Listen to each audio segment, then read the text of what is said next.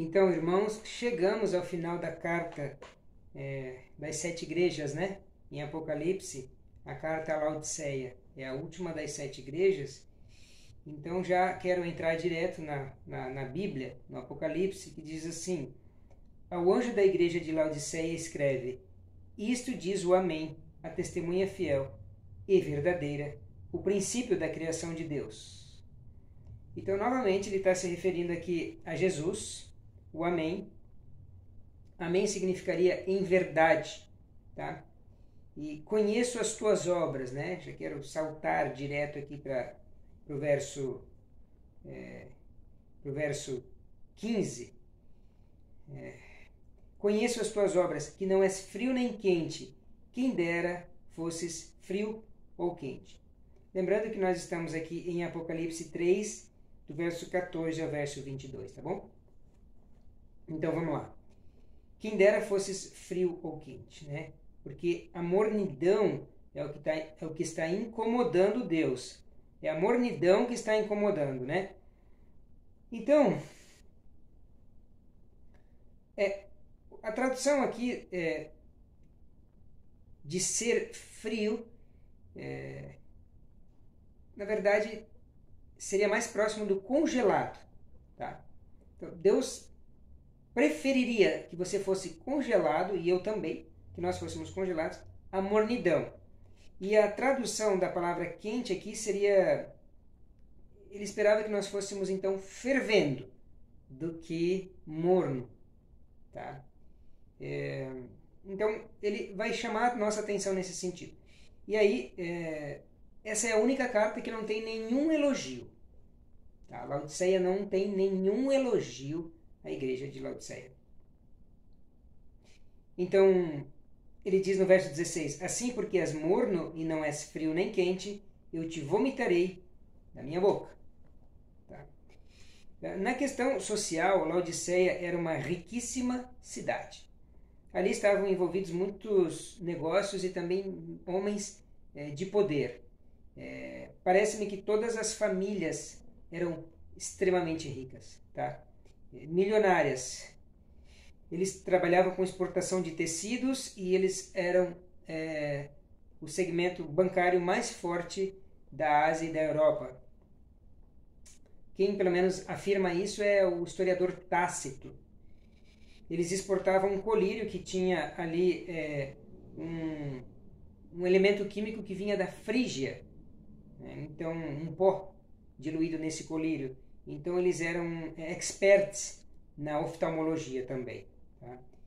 Parece que Hierópolis era uma cidade vizinha de 10 quilômetros e ali tinha uma mina de água, uma fonte de água. E então eles, por não terem água em Laodiceia, trouxeram ali, através de um aqueduto, a água que saía fervente, lá de Hierópolis, e chegava ali a Laodiceia a morna, né? Mas a água quente de lá servia para curar as feridas. Era uma água curativa quando ela era quente, fervendo. Mas quando ela chegava em Laodiceia não era boa nem para beber. Não dava para beber. Ou seja, morna ela não servia para absolutamente nada. E havia uma rixa também aqui. Laodiceia falava dos filadelfos, né? Que a igreja de Filadélfia era pobre. E eles eram ricos. Então, na parte histórica, no ano 60 eles tiveram um terremoto. Né? Receberam ali, talvez, difícil dizer, né? Enfim, reconstruíram a cidade sozinhos, sem a ajuda de ninguém, nem do Império Romano, porque tinham condições de reestruturar a cidade sozinhos. Eles se sentiam favorecidos por Deus, né? De nada tinham falta, né?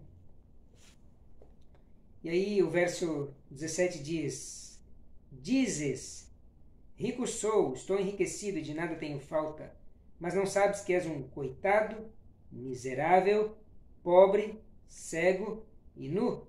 Puxa, que advertência dolorida, né? Então, de nada tenho falta, né? Menosprezavam os outros, né? Aqui a tradução da palavra pobre é ao ponto de parecer mendigo, tá? Então, a tradução original está dizendo assim, que vocês são mendigos. Vejam, uma cidade tão rica, com tanto poder, tanta exportação de produtos e de medicina oftalmológica mendiga, alguma coisa não está certa, né? Ou está completamente certa aos olhos de Deus. Eu prefiro acreditar assim. Então, ele vai continuar aqui, ó. Verso 18. Aconselho-te que de mim compres ouro refinado no fogo, para que te enriqueças, e vestes brancas para que te vistas, e não seja manifesta a vergonha da tua nudez, e colírio para ungires os teus olhos, a fim de que vejas. Ouro, roupas e colírio. Esse é o conselho de Deus. Ouro refinado no fogo é a procura pela vida espiritual.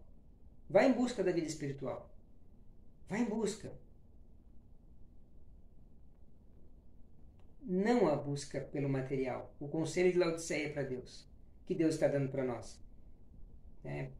Pelo menos vamos olhar para aquela igreja nesse momento, mas também se aplica a nós. Se aplica a nós, que eu digo, de uma conjuntura diferente. Nós não precisamos ser Laodiceia. Tá? Podemos estar vivendo um período em que a igreja pode ser até rotulada como Laodiceia, mas eu e você não precisamos viver assim. Tá? Vestiduras brancas seria aceitar o perdão. E, sabe, às vezes nós precisamos nos curar através do perdão, né? E ficamos só nos culpando. Não, vamos rejeitar a culpa e vamos aceitar o perdão que Cristo fez na cruz por nós. E parar de olhar para o outro. Tá? O colírio, sabe, eles eram muito soberbos, acomodados, indiferentes. O colírio era para que eles tivessem uma relação melhor com as igrejas próximas e com os mais pobres. Laodiceia dava muita importância ao material e nenhuma importância ao espiritual. Tá? Aqui o verso vai continuar, vai dizer assim que o ouro, a roupa e o colírio, né? O verso que a gente leu. E em sequência ele vai dizer: eu repreendo e castigo todos quantos amo. Portanto, sê zeloso e arrepende-te. Tá? Eu repreendo e castigo todos quanto amo. Veja, esse castigo aqui é como uma consequência, tá? É uma ação-reação. Se você pensar dessa forma, tudo que é empurrado vai acabar se movimentando. Né? Se eu tenho uma ação, logo eu tenho uma reação. Tudo na vida é ação e reação. Então, se eu escolho seguir ao lado de Jesus, as minhas reações podem até aparentemente serem ruins. Como a igreja de Filadélfia, né? Que era uma igreja muito bonita. Mas são só aparências. Tá? E ele vai continuar aqui, ele vai dizer assim que essa questão da humilhação aqui, naquela época jogar alguém na rua nu era uma vergonha. Então, se você quisesse envergonhar alguém, era só tirar a roupa dessa pessoa, jogá-la na rua, que pronto, ela já estava pagando os próprios pecados. E aí é onde nós vemos que a Laodiceia, ela humilhava as pessoas próximas, tá?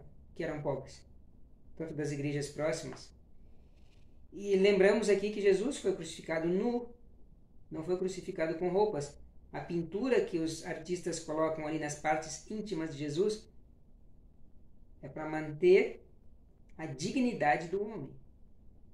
Tá? A dignidade dele. Porque ele foi exposto ao ridículo. Então, é essa Laodiceia aqui do contexto da tradução original que nós temos que pensar aqui. Eles expunham as pessoas ao ridículo com a nudez deles. E aqui Deus está dizendo o seguinte: vocês são nus, vocês estão nus.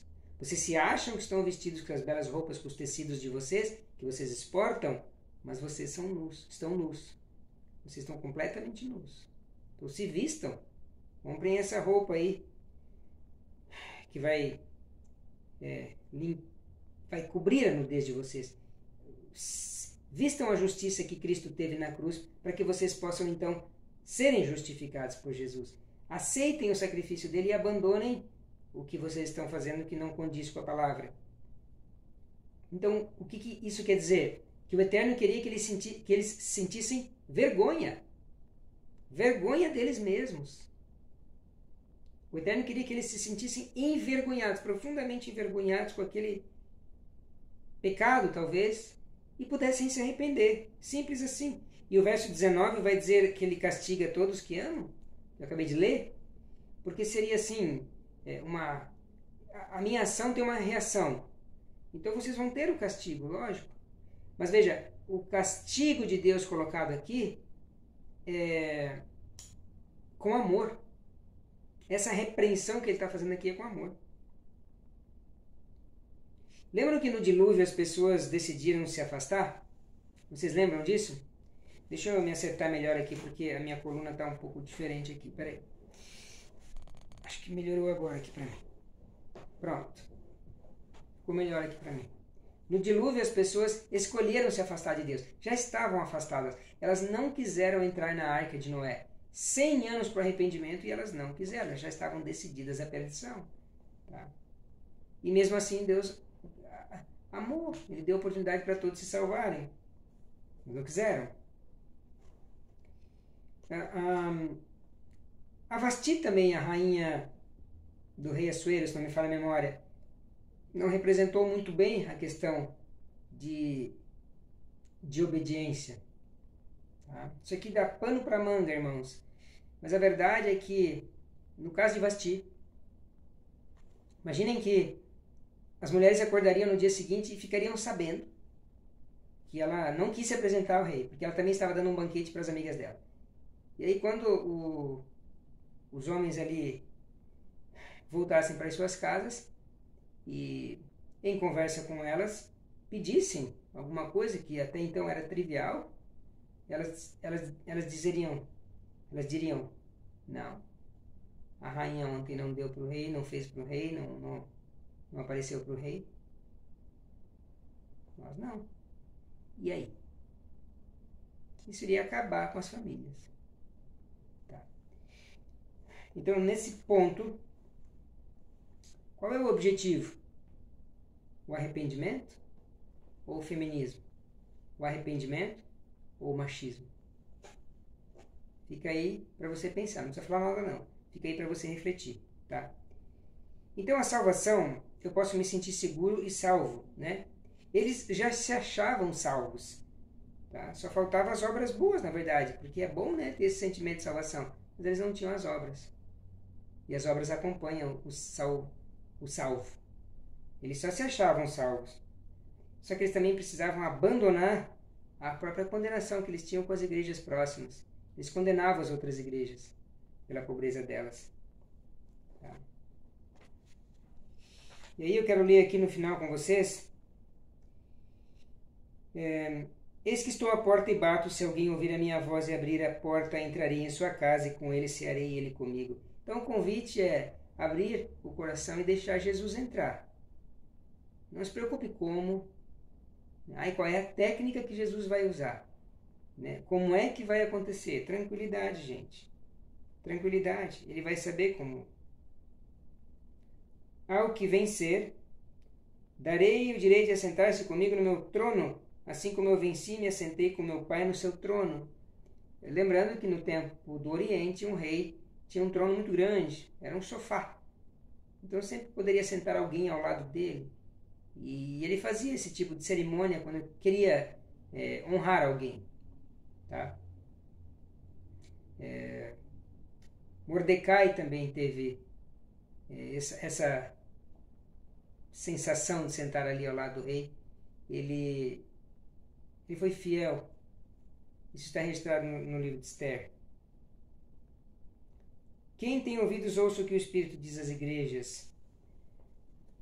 Davi também se submeteu. Davi, o rei Davi Melech, como fala em memória, em hebraico. Ele se submete a Deus. No Salmo 139. Tá? Na verdade, o verso 20, 21 e 22 que eu acabei de ler aqui, que Jesus bate a porta, sabe o que ele quer? Conversar. Jesus quer conversar com você. Ele quer trocar uma ideia, bater um papo. Tá? E aí, olhando desse prisma, a igreja de Laodiceia, ela perde o rumo, ela se afasta da verdade, daquilo que deveria ser bonito, ter dinheiro, né? Não deveria ser ruim, não é ruim. Mas é que o dinheiro, ele produz o orgulho, né? A arrogância, a superioridade, a indiferença. Quer conhecer uma pessoa? Dê dinheiro a ela e dê poder a ela. É fato, você vai saber quem ela é. E os laodiceanos mostraram quem eles eram. Tá? Não há nenhum elogio para essa igreja, irmãos. Nenhumzinho sequer. Nenhum elogio. Nada. Né? Alguma coisa tipo, vocês guardaram a minha integridade, vocês se mostraram fiéis. Nada. Era uma igreja completamente de aparência. Tá? Então,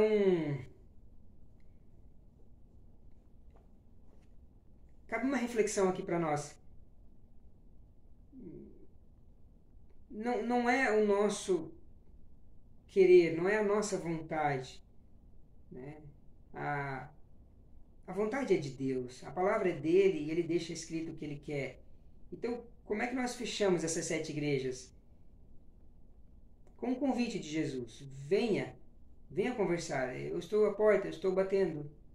Você quer abrir a porta do seu coração? Você deseja falar comigo? Então nós finalizamos essa série. Nós vamos continuar os estudos, mas essas 7 igrejas terminam. Nossos estudos terminam. Éfeso, Esmirna, Pérgamo, Sardes, Tiatira, Filadélfia e Laodiceia. Com um convite. Tá? No caminhar das igrejas, essa é a única que não tem nenhum elogio. Então, se caso eu ou você estejamos indo para um caminho, talvez até o trabalho, irmãos, o trabalho tem tirado a vida espiritual das pessoas. E é por tão pouco, tá? Porque basicamente qualquer trabalho daria o sustento para nós, mas por querer mais e mais e mais e mais e mais, às vezes nos perdemos com coisas boas. Tá? Então, busque hoje a presença do Eterno. Buscar, ir atrás, pedir, suplicar, clamar. Adore-o. Eu tenho minhas limitações, minhas falhas como ser humano. Errei muito. E pretendo ainda gravar para vocês um testemunho da minha vida, de como eu errei. Mas eu estou me levantando, procurando cada dia acertar. Tá? Não é fácil. Mas dentro de mim não pode repousar a ideia de Laodiceia. Ou seja, eu já estou aqui, daqui eu não saio, daqui ninguém me tira. Eu vou pensar dessa forma, né? Eu sou arrogante, orgulhoso mesmo, sou riquíssimo. Não, não é isso. Jesus está fazendo um convite hoje, vem a mim. Vamos conversar.